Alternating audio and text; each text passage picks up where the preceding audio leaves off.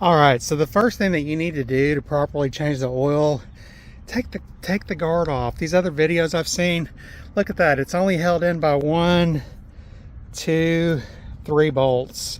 So I've already loosened them, and I used a 13mm ratchet. And see here, that comes right off. And now you actually have access to properly take this off. It's already hard enough because as you can see, it's just like a rubber piece. So we're going to use an 18mm socket on that, and we're going to grab on to the back here to keep it in place so we can get it loosened up. The first time you do this from the factory, it's going to be on there really tight, but it will come off.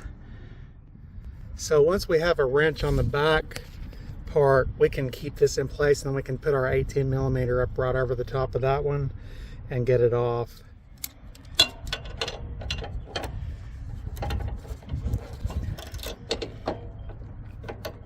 So as you can see, and it took a little bit of pressure, but this is so much easier with the guard off. It did break loose fairly easy.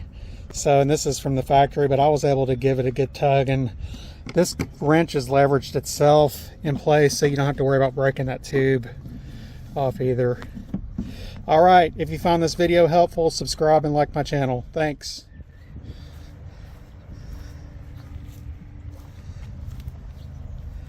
So we also have this on an incline to make sure we're getting a lot of the oil out. Make sure you properly dispose of your oil. Take it to your local recycling place.